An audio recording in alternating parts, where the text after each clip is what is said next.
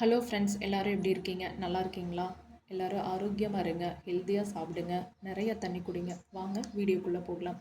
பெண் நினைத்தால் எதையும் வெல்லலாங்கிற தலைப்பில் தான் நான் இன்றைக்கி பேச போகிறேன். ஒரு சாதாரண நடுத்தர குடும்பத்து பெண் உலகமே கொண்டாடும் அளவுக்கு எப்படி தன் வாழ்க்கையை ஜெயிச்சாங்கிற ஒரு நிஜ கதையை இன்றைக்கி நான் சொல்ல போகிறேன்.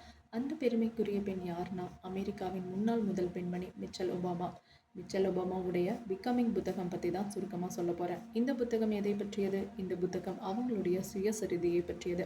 இதை வேற யாரும் எழுதலை. அவங்க சொந்த கையால் தன் வாழ்க்கையில் நடந்த நல்லது கெட்டது பற்றியும், தான் பட்ட கஷ்டங்கள், சந்தேகம், ஏமாற்றங்கள்னு எல்லாத்தையும் எந்த ஒரு ஒளிவு மறைவும் இல்லாமல் நேர்மையாக எழுதியிருப்பாங்க.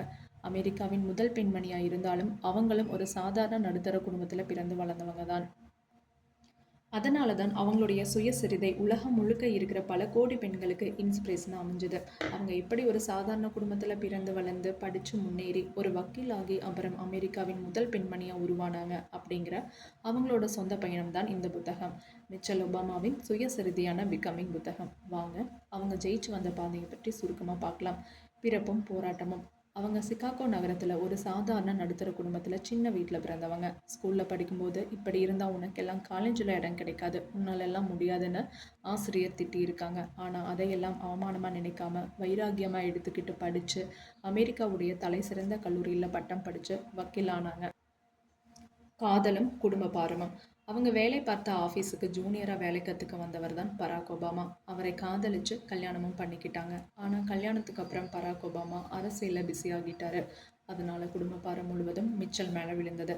தனிமையும் எடுத்த அதிரடி முடிவும். ஒரு பக்கம் வக்கீல் வேலை, இன்னொரு பக்கம் 2 பெண் குழந்தைங்க. எல்லாத்தையும் நானே செஞ்சு சூப்பர் உமன் ஆக போகிறேன்னு தன்னை கஷ்டப்படுத்திக்கல. தனிமையில் அழுதவங்க என் சந்தோஷத்துக்கு நான் மட்டுமே பொறுப்புன்னு அதிரடியாக முடிவும் எடுத்தாங்க. தனக்கான வேலை, ஆரோக்கியத்திற்கான உடற்பயிற்சின்னு தனக்கான நேரத்தை ஏற்படுத்திக்கிட்டாங்க. தனக்கான நேரத்தை யாருக்காகவும் விட்டு கொடுக்கல.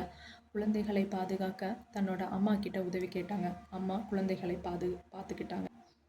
அடையாளத்தை விடாத நிஜ வெற்றி. தன் கணவர் அமெரிக்காவுடைய ஜனாதிபதி ஆனதும் அவங்க அதிகாரப்பூர்வமாக முதல் பெண்மணியானாங்க.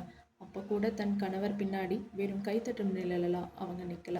தான் ஒரு வக்கீல் அப்படிங்கிற தன்னோட சொந்த அடையாளத்தை வச்சு பெண்களின் கல்விக்காகவும் ஆரோக்கியத்திற்காகவும் உலகம் முழுக்க பயணம் செஞ்சு தன் சொந்த உழைப்பால் பெரிய வெற்றியும் அடைஞ்சாங்க.